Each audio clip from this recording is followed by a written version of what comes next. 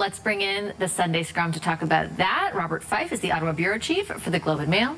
Next to him, Sherelle Evelyn is the Managing Editor of the Hill Times, and Joël Denis Belvance rounds us out. He's the Ottawa Bureau Chief for La Presse. Hi, everybody. Very, very good to see you. What's your take, JD? Is this what it's going to be like from now on, or was it an outlier? This is the flavor of the month that will last until the election is called, I think, because the tempers have been flaring, and I think the Conservative, for one, they smell blood on the floor, and so they want to take advantage of it by forcing an election.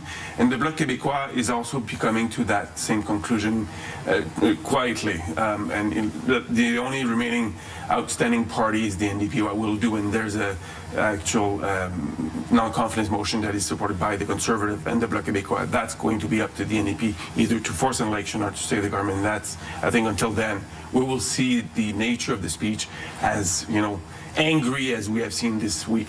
And it feels to me like we've been in session for 5 months in a row non-stop because of the intensity of the debate. It also feels pretty genuine, Sherelle, on everybody's part. And in particular, I mean, we spent many times gathered together talking about how many hits the Liberals are taking. It's the one arena where I have the sense that they feel actually the opposite of that, like they feel a bit emboldened.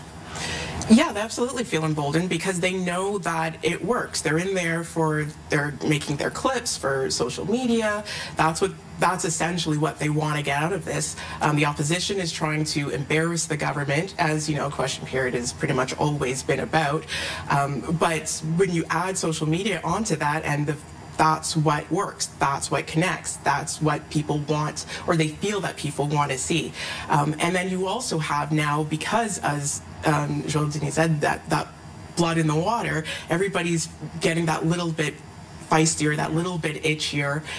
And the Liberals are also fighting back in a way that we haven't really seen them do before, because now it becomes more apparent to them that they have to say, okay, well, here's the contrast. This is what you have to pick from. It's us or it's them. Are these the people? And by these people, I mean the Conservatives. Are these the people that you want representing you?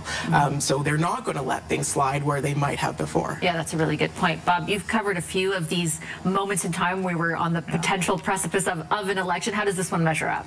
Well, it's still fairly tame compared to back in Pierre Trudeau's days. Yeah. There was a 2-week bell ringing session where Parliament was shut down. During the constitutional debate, the Conservative MPs stormed the Speaker's chair with their fist raving at the Speaker. And during Mulroney's year, the Rat Pack, Sheila Copps, who was part of the Rat Pack, jumped over a table in the House of Commons committee to go after St. Clair Stevens. So it's bad, but not anywhere like it was. But if it starts to get like this, and by the way, it's very likely could get like this because the government is in the end of its days, and people want an election campaign. And, you know, there is a real threat here that we may have an election before Christmas. I'm glad that you bring that up, because that's what I wanted to conclude on. I want to survey all three of you. We'll meet later in the year, I'm sure, and get your take. We've been talking today about the possibility of that. What is your sense on the possibility, JD, of an election before Christmas? Well, Bloc Québécois MPs were told to get their picture taken for election signs. So that, to me, shows that this party is getting ready for one. The Conservative, we know. So the only joker remaining is the NDP. So I think it's going to be up to the NDP. Everything will be up in their hands.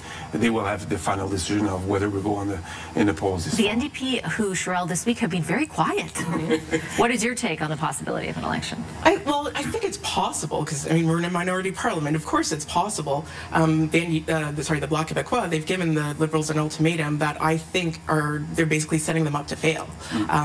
You know, they say, hey, pass these 2 bills, which you don't really have control over on one of them, because it's in the Senate and has been for a long time. And the other one, you know, is a special case, needs a royal recommendation. There's all kinds of things going on there.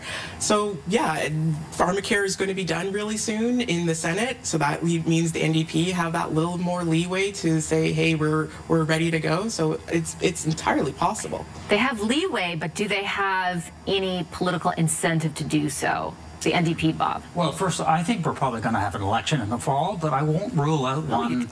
Sorry, not in the fall. Oh, I was like, spring. Wow, breaking news here. Bob Fife, thanks for going. I better get my bags back. Yeah, okay. I meant an election in the spring, but I think a fall is still possible because even the NDP, they have to be looking at the fact, what if for some reason Mr. Trudeau decides to go, and then they get a better Liberal leader that could change the whole dynamics of an election campaign.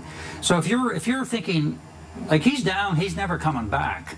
If we're gonna have an election and that's gonna benefit us now, maybe we want to do it before Christmas in case he changes his mind and decides to take a walk in the snow and turn over the party to somebody else. Yeah, I think that might be the key factor going forward. Okay, I'm going to leave it there. Thank you so much to our Sunday Scrum.